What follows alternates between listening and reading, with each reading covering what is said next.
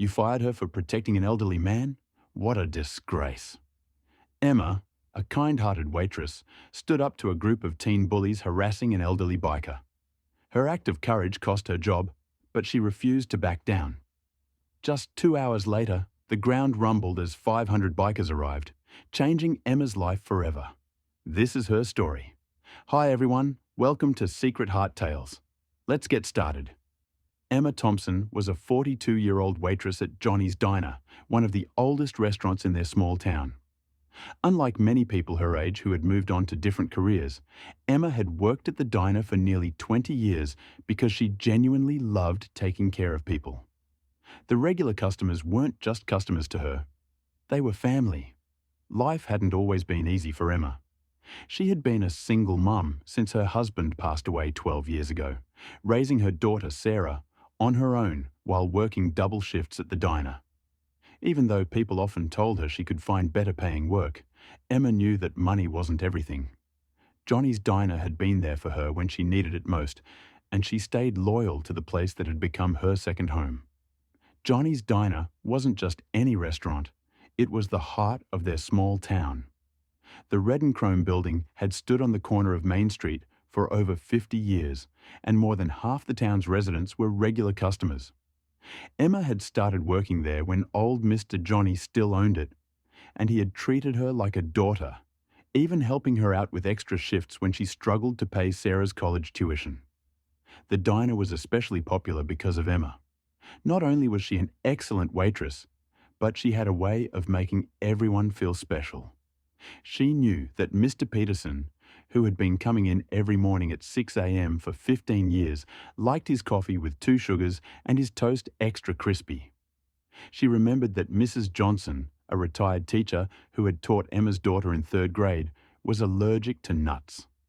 After 20 years of serving the community, Emma could tell you the story behind every regular customer who walked through those doors. 3 months ago, everything changed when old Mr. Johnny retired and his son, Richard, took over.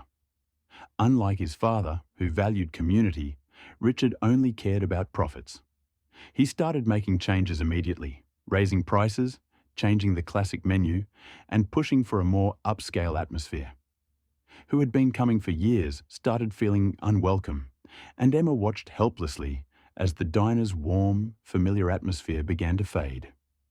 One rainy afternoon in October, Emma was working her usual shift when she noticed an elderly man pull up on an old Harley-Davidson. She recognized him as Frank Morrison, a 75-year-old regular who had been coming to the diner every Tuesday for coffee and apple pie longer than Emma had worked there. His leather jacket was weathered and his beard was grey, but he always had a kind word for everyone. Frank had been coming to Johnny's Diner since it opened. He was more than just a customer. He was part of the diner's history. The wall behind his usual booth even had an old photograph of him and Mr. Johnny from 1968, both looking young and proud next to their motorcycles. During Emma's early days at the diner, Frank had been one of the first customers to welcome her, telling her stories about the town's history while she refilled his coffee cup. As Frank made his way to his usual booth, a group of teenagers from the expensive private school nearby started making loud comments. They were the kind of customers Richard had been trying to attract lately, always flashing their parents' credit cards and treating the staff like servants. "Look at that old guy," one of them sneered. "Probably thinks he's still some tough biker." "Should have left the motorcycle at the retirement home," another laughed. "Bet he can't even remember where he parked it," a third one added, causing the whole group to burst into cruel laughter. Emma saw Frank's shoulders slump slightly as he walked past their table.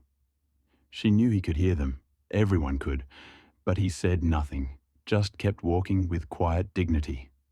Frank had been through too much in his life to let a bunch of teenagers bother him, but Emma could see the hurt in his eyes. The teens grew bolder, and one of them stuck out his foot as Frank passed. Emma moved quickly, steadying Frank before he could trip. That's when she had enough. 20 years of watching the diner change, combined with seeing these kids disrespect someone like Frank, made something snap inside her.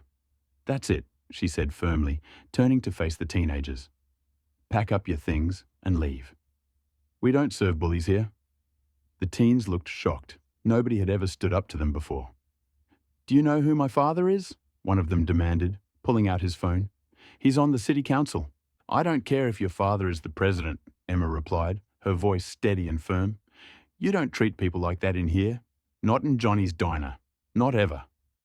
The commotion brought Richard running from his office. When the teens told him what had happened, his face turned red with anger. "Emma, you can't throw out paying customers," he snapped. "Apologize to them immediately." Emma stood her ground, just as she had stood her ground through all of life's challenges. "No, sir. They were trying to trip an elderly man. That's dangerous and cruel." "Then you're fired," Richard said coldly. "Get your things and get out." Frank tried to intervene, but Richard wouldn't listen. Emma took off her apron, gave Frank a gentle smile, and walked out with her head held high, just like she'd taught her daughter to do when facing injustice. What Richard didn't know was that Frank Morrison wasn't just any old biker. In the 1960s, he had founded the Iron Veterans Motorcycle Club, which had grown to become the largest motorcycle club in the state. Over the decades, they had become known for their charity work and community service, raising millions of dollars for local causes. In fact, they had helped Emma years ago when she needed money for her husband's medical bills, though she never knew it was them. As soon as Emma left, Frank pulled out his phone. Within minutes, the story of what had happened was spreading through every motorcycle club in the city. Other customers in the diner were also texting and calling friends, sharing how Richard had fired Emma for standing up to bullies. 2 hours later, the ground began to rumble. The sound of motorcycles filled the air as bikes started arriving, not just the Iron Veterans, but every club in the state. Old bikes, new bikes, riders young and old, until the entire street was filled with over 500 motorcycles. Frank Morrison led the group into the diner, now packed with leather-clad bikers. Richard Blake stood frozen behind the counter as Frank explained loudly what had happened to Emma. "This diner used to stand for something," Frank said, his voice carrying through the silent restaurant. Old Johnny understood that. He knew it wasn't about how much money people had. It was about respect. One of the bikers stepped forward, a tall woman in her 50s wearing a leather vest covered in patches. "I'm Susan Martinez, president of the Iron Veterans now," she announced. "We've been coming here for 40 years. Every charity run, every toy drive, every fundraiser, this was our home base. Until today." She turned to Richard. "We've already called your father. He's agreed to sell us the diner. The paperwork is being drawn up right now." Richard's face went pale. "You can't do that," he stammered. "It's already done," Susan smiled. "And our first act as owners? Making Emma the new manager?" The story spread quickly through social media. Local news picked it up, celebrating how the bikers had stood up against bullying. The Iron Veterans' reputation for community service grew even stronger. Today, Johnny's Diner still stands on that corner, now owned by the Iron Veterans Motorcycle Club. Emma runs the place with the same love and care she showed as a waitress, and every Tuesday you'll find Frank at his usual booth enjoying coffee and apple pie. As for the teenagers who had caused all the trouble, they came back a week later to apologize, not just to Frank, but to Emma too. Turns out, seeing 500 bikers stand up for what's right taught them more about respect than any lecture ever could.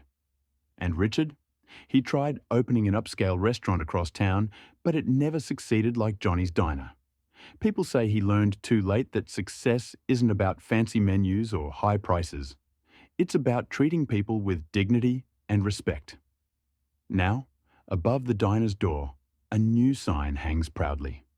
A reminder of the day a waitress stood up for what was right, and a family of bikers stood with her. Everyone's welcome, as long as you bring respect. Just below that sign, there's always a row of motorcycles parked outside, rain or shine. A quiet reminder that sometimes the toughest-looking people have the biggest hearts. Emma's daughter Sarah, now a college graduate, often helps out at the diner on weekends. She loves telling anyone who'll listen about the most important lesson her mom ever taught her. Standing up for what's right might cost you in the moment, but kindness and courage always find their way back to you. Because in the end, success isn't measured by how much money you make. It's in how you treat others. Sometimes, doing the right thing comes with a price. But kindness, it has a way of circling back when you least expect it. Just ask Emma. She'll tell you over a cup of coffee and a slice of apple pie, served with the same warm smile that's been filling hearts at Johnny's Diner for over 20 years. See you next time. Secret Heart Tales like me.